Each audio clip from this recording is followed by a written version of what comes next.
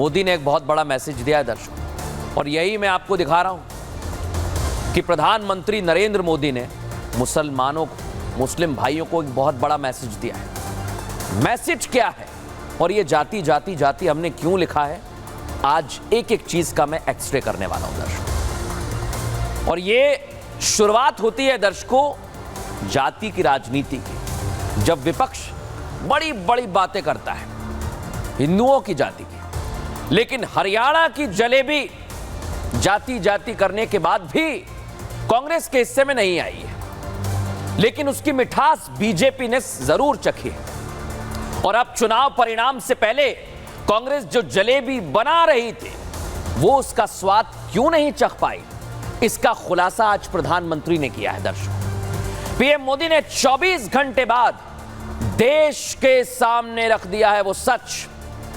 PM Modi ने खुलासा कर दिया कि कांग्रेस मुसलमानों की जाति पर तो मौन रहती है, लेकिन हिंदुओं की जाति को बार बार मुद्दा बनाकर हिंदुओं को तोड़कर सत्ता हासिल करना चाहती है, क्योंकि कांग्रेस मुसलमानों को अपना वोट बैंक समझती है। पीएम मोदी ने यह बात हरियाणा चुनाव के लिए कही थी, लेकिन इसका मैसेज महाराष्ट्र और उत्तर प्रदेश, झारखंड, बिहार हर जगह पहुंचेगा, क्योंकि आने वाले महीनों में महाराष्ट्र में चुनाव होने वाले हैं दर्शकों, और यूपी की 10 विधानसभा सीटों पर भी उपचुनाव है। मोदी का मैसेज बहुत बड़ा है, उसके पीछे की वजह क्या है आपको बताऊंगा, लेकिन उससे पहले सुनिए जरा पीएम मोदी ने मुसलमानों की जाति की आज क्या कहा है, उन्हें लेकर क्या मैसेज दिया, सुनिए। कांग्रेस के एक भी नेता ने आज तक कभी नहीं कहा कि हमारे मुस्लिम भाई बहनों में कितनी जातियां होती हैं। मुस्लिम जातियों की बात आते ही कांग्रेस के नेता पर मुंह पर ताला लगाकर बैठ जाते हैं, लेकिन जब भी हिंदू समाज की बात आती है तो कांग्रेस उनकी चर्चा जाति से ही शुरू करती है। कांग्रेस की नीति है हिंदुओं की एक जाति को दूसरी जाति से लड़ाओ।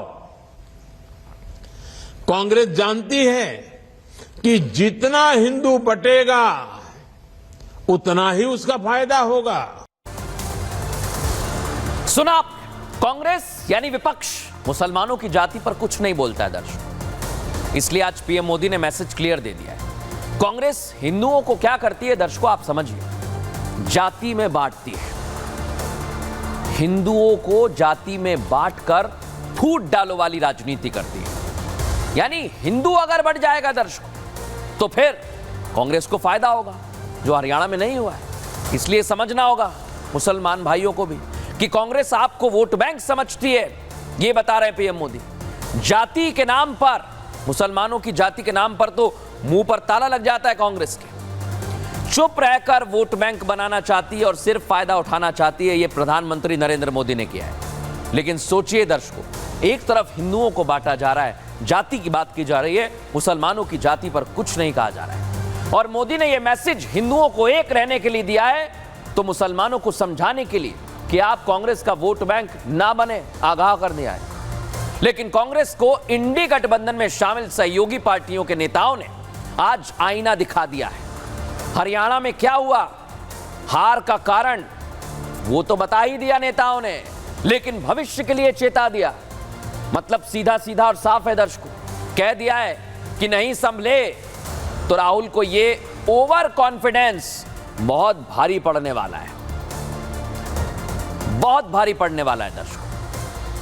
और ये किस किस ने कह दिया राहुल गांधी को?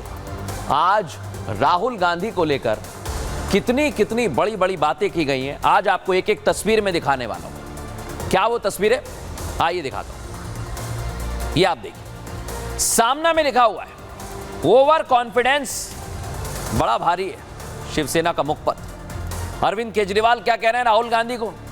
अति आत्मविश्वास बहुत बड़ा है। डी राजा भी आ गए, वो भी कह रहे हैं। उमर अब्दुल्ला भी आ गए, वो भी कह रहे हैं कि अति आत्मविश्वास में है राहुल गांधी। और समझ जाएं कि अगर अभी भी नहीं छोड़ा तो फिर इंडी अलायंस, जो बड़ी बड़ी डींगे हाँकते थे, वो टूटने वाला है। एक तरफ पूरा इंडी अलायंस कांग्रेस को आईना दिखा रहा है और 6 महीने में कांग्रेस की जो हवा निकल गई है उसकी वजह बता रहा है कि आप ओवर कॉन्फिडेंस में हैं।